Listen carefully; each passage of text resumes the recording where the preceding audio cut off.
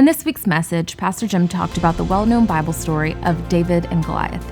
In case you're not familiar with it, you can find it in the Bible in the Old Testament book of 1 Samuel in the 17th chapter. In this story, the people of Israel are confronted by the Philistine giant known as Goliath, a seemingly unconquerable foe.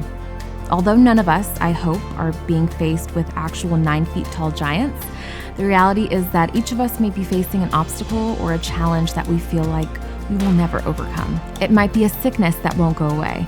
Perhaps it's a debt or another kind of financial struggle that you're drowning in.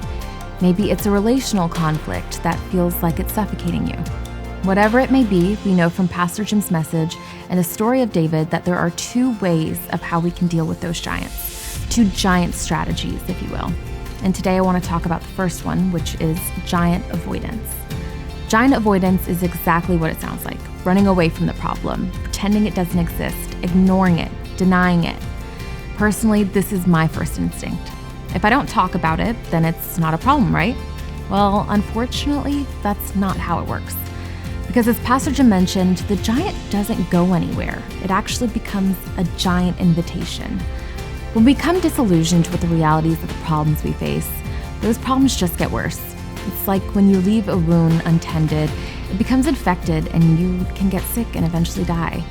If you leave debt unattended, it will continue to pile up. If you leave a relationship unreconciled, it will deteriorate. Do you see what I mean? So here's my challenge for us today.